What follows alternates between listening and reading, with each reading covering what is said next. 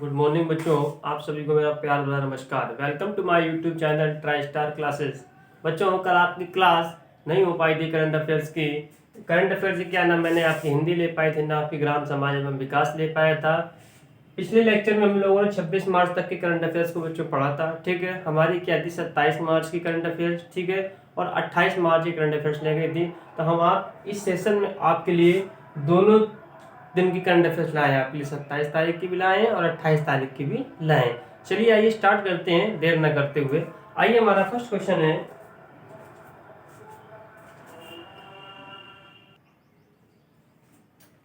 पहला क्वेश्चन है बच्चों, वर्ल्ड थिएटर डे कब मनाया जाता है? वर्ल्ड थिएटर डे यानी कि विश्व रंगमंच दिवस, विश्व रंगमंच दिवस कब मनाया जाता है बच्चों? ये मनाया जाता है हमारा 27 मार्च को।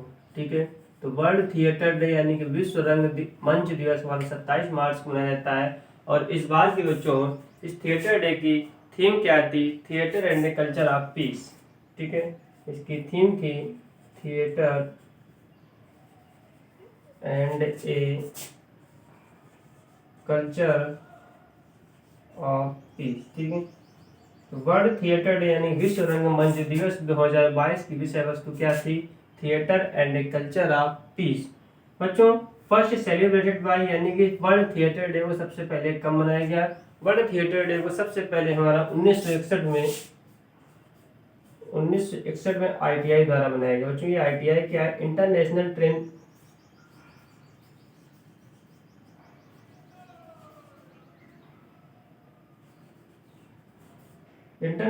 Training institute, theatre institute.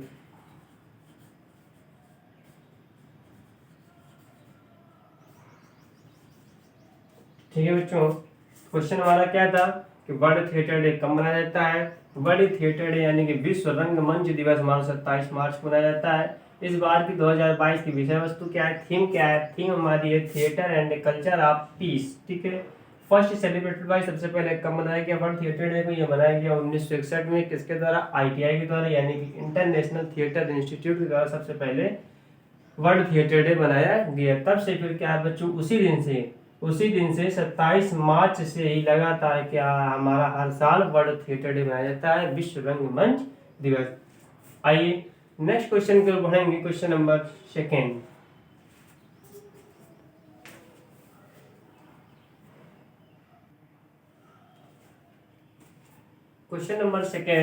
which day has been designated by the government of India to be marked as National Dolphin Day annually 2022? यानी कि भारत सरकार द्वारा किस दिन को यानी कि प्रतिवर्ष अब नेशनल डॉल्फिन दिवस के रूप में मनाया जाएगा, यानी कि राष्ट्रीय डॉल्फिन दिवस के रूप में मनाया जाएगा। ठीक है, सरकार द्वारा किस दिन को राष्ट्रीय डॉल्फिन दिवस के रूप में घोषित किया गया, यानी कि हर साल किस तारीख को मनाया जाएगा? ठीक है, तो भारत सरकार द्वारा किस दिन को 2022 से प्रतिवर्ष नेशनल डॉल्फिन डे मनाया जाएगा? ये बच्चों मनाया जाएगा हमारा 5 अक्टूबर को। हर साल अब क्या होगा, 5 अक्टूबर को नेशनल डॉल्फिन दिवस मनाया जाएगा। ठीक है, ये किसने दिया था, किसने कहा था कि 5 अक्टूबर को हर साल नेशनल डॉल्फिन डे मनाया जाएगा? ये कहा था union minister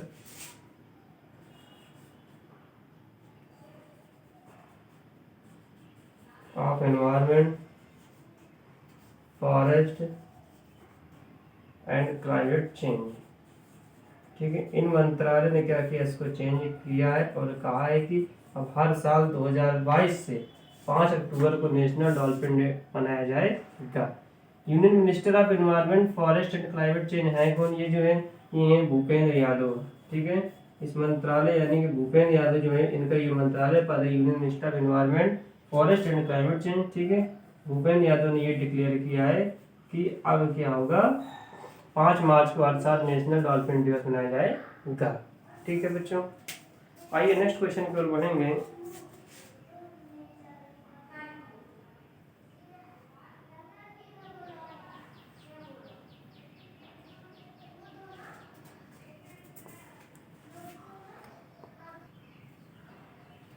The Earth Hour Day is marked every year on which day? Earth Hour Day हर साल किस दिन मनाया जाता है?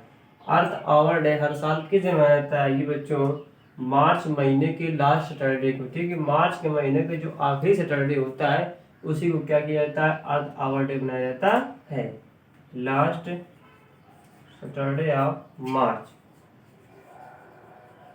यानी कि इस दिन लास्ट सैटरडे बच्चों कब पड़ा था, लास्ट सैटरडे कब पड़ा, आज आपका मंगलवार, मंगल यानी कि 28 27 यानी कि 25 मार्च को पड़ा था जो है ना, 25 को सैटरडे जो है, 1 सेकेंड,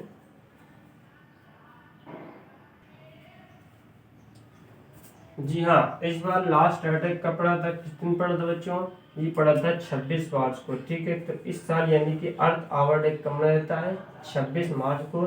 26 मार्च यानी यूं कहें कि इस साल सैटरडे हमारे 26 मार्च को पड़ गया, लेकिन वैसे देखा जाए तो अर्थ आवर डे कब मनाया जाता है, मार्च के महीने के आखिरी सैटरडे को, ठीक है। मार्च का जब अंतिम महीना होता है, वहाँ सबसे लास्ट सैटरडे होता है, उस दिन बच्चों क्या मनाया जाता है, हमारा अर्थ आवर डे। इस बार की बच्चों थीम क्या है, 2022 की विषय वस्तु क्या है, सेफ आवर फ्यूचर, ठीक है, सेफ आवर फ्यूचर, इस बार की क्या है बच्चों, थीम है, ठीक है। तो अर्थ आवर डे हमारा हर साल मार्च के महीने के अंतिम सैटरडे को मनाया जाता है। थीम की बात करें तो सेफ आवर फ्यूचर, इस बार लास्ट सैटरडे कब पड़ा था, किस तारीख को, 26 मार्च को। नेक्स्ट क्वेश्चन को बच्चे पढ़ेंगे, question number 4।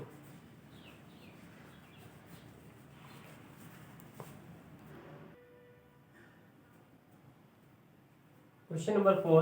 Reserve Bank Innovation Hub (RBIH) has been inaugurated in which city by RBI Governor recently, and what is the initial capital contribution for RBIH?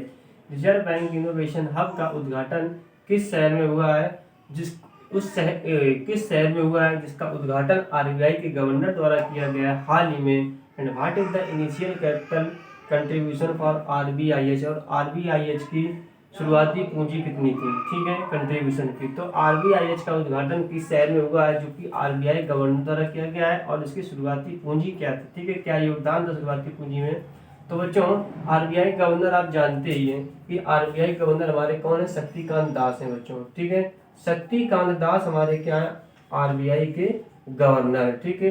अब बात करते हैं कि शक्तिकांत दास ने आरबीआईएच का उद्घाटन किस शहर में किया है, ये किया है बच्चों हमारे बेंगलुरु में, ठीक है, बेंगलुरु में किया है। और इसकी इनिशियल कैपिटल क्या थी बच्चों, क्या योगदान था, इसका था 100 करोड़, यानी कि 100 करोड़ का क्या था बच्चों, इनिशियल कैपिटल का कंट्रीब्यूशन था, ठीक है।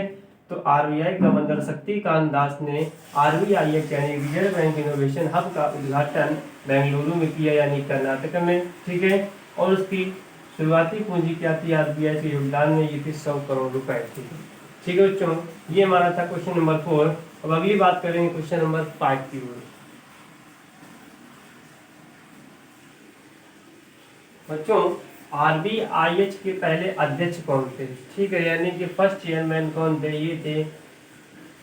ये कौन थे बच्चों, ये हमारे थे इसके पहले अध्यक्ष कृष्ण गोपाला कृष्णन, कृष्ण गोपाला कृष्णन, कृष्ण गोपाला कृष्णन आरबीआईएच के पहले क्या थे, अध्यक्ष है, ठीक है बच्चों। तो सबसे पहले आरबीआईएच यानी रिजर्व बैंक इनोवेशन हब के अध्यक्ष कौन है, कृष्ण गोपाला कृष्णन जो है इसके क्या है, अध्यक्ष हैं, ठीक है। अब आइए अब क्वेश्चन नंबर 5 की ओर बढ़ते हैं।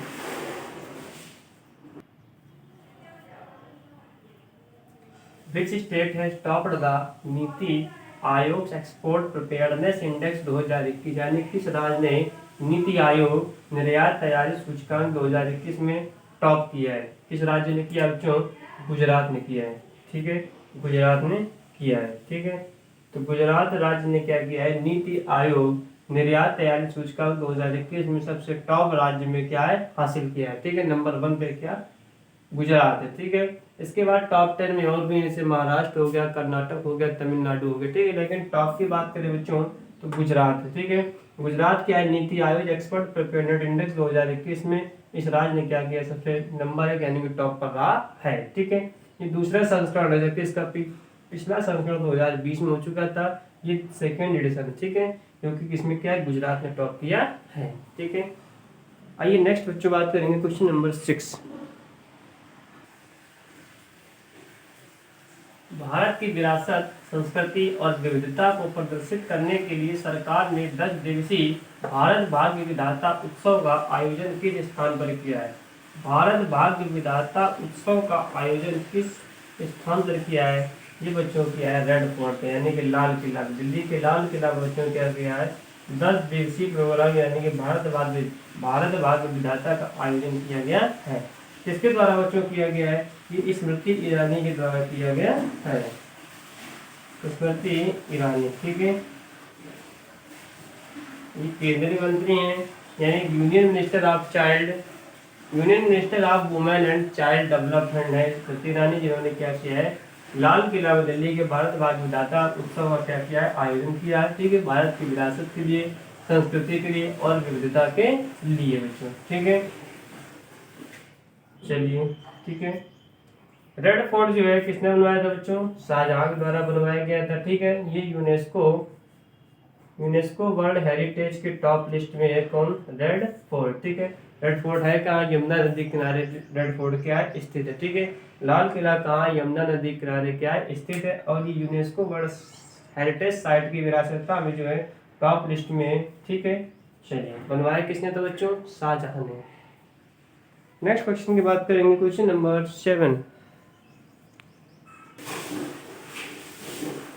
Question number 7, name the secretary general of NATO यानी कि North Atlantic Treaty Organization whose tenure has been extended for 1 year till 2023।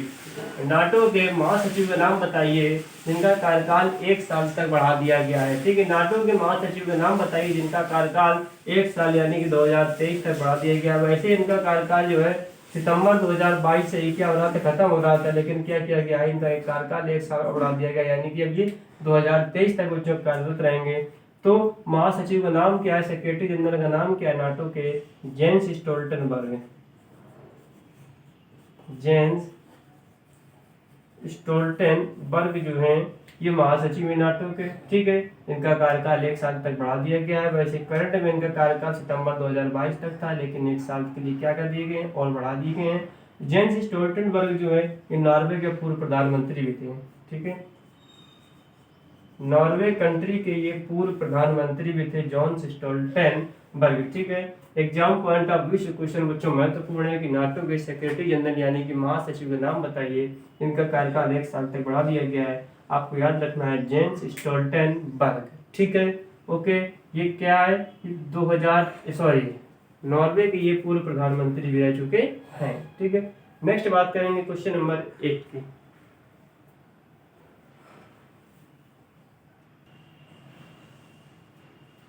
Question number 8, भूमि स्वामित्व को ट्रैक करने के लिए गांव के लिए गतिशील मानचित्र को लागू करने वाला पहला राज्य कौन सा राज्य बन गया है?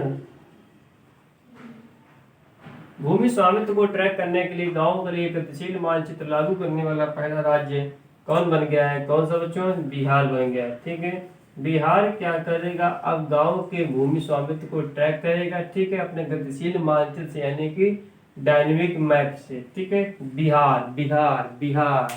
ओके बच्चों, चलिए नेक्स्ट क्वेश्चन की ओर बढ़ेंगे, क्वेश्चन नंबर 9।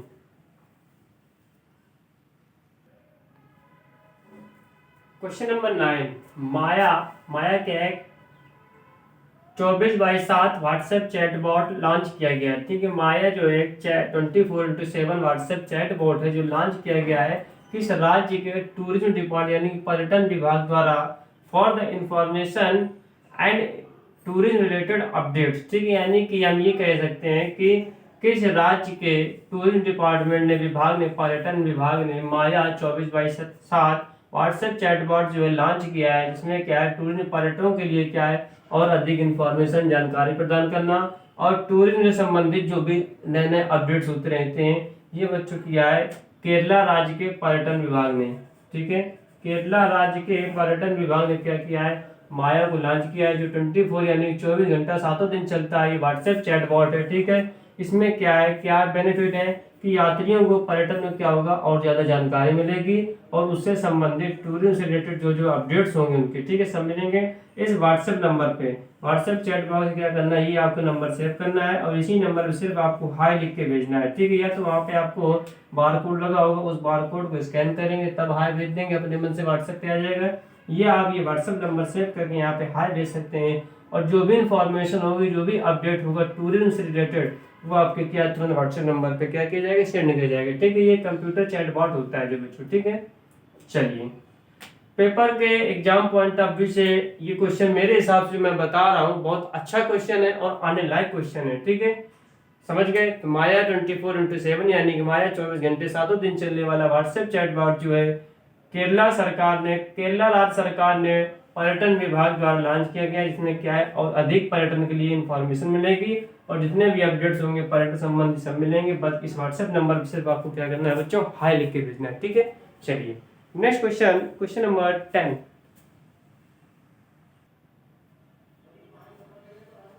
केंद्रीय गृह मंत्री अमित शाह द्वारा अनावरण की गई द शील्ड कोविशील्ड नामक कॉफी टेबल बुक यानी कि पुस्तक के लेखक कौन है, ठीक है। द शील्ड कोविशील्ड जो कि केंद्रीय गृह मंत्री अमित शाह द्वारा अनावरण की गई थी, इस नामक कॉफी टेबल बुक के लेखक कौन है, प्रकाश कुमार सिंह।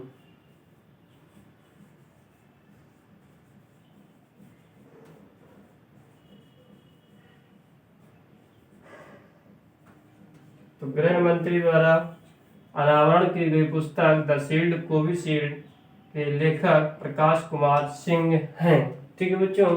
चलिए नेक्स्ट क्वेश्चन की ओर बढ़ेंगे, क्वेश्चन नंबर 11।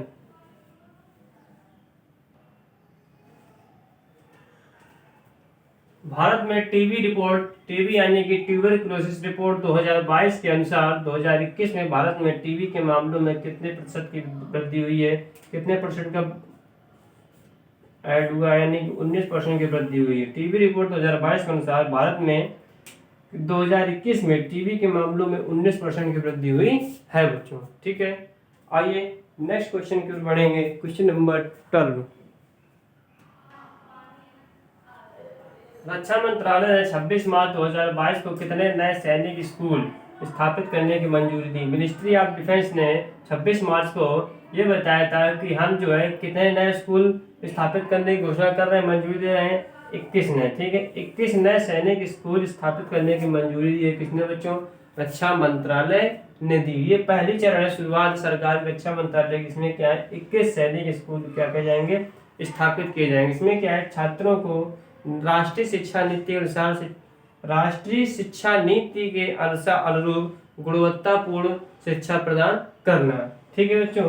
तो कितने नए सैनिक स्कूल ओपन किए जाएंगे, 21 नए सैनिक स्कूल स्थापित करने की मंजूरी दी गई है हमारे रक्षा मंत्रालय मिनिस्ट्री ऑफ डिफेंस के द्वारा। चलिए आगे बढ़ेंगे, क्वेश्चन नंबर 13। ऋतु खंडूरी भूषण किस राज्य की विधानसभा की पहली महिला स्पीकर बनी है। ऋतु खंडूरी भूषण जो है किस राज्य के, किस स्टेट के विधानसभा की पहली महिला स्पीकर बनी है, उत्तराखंड के बच्चों। कहाँ के,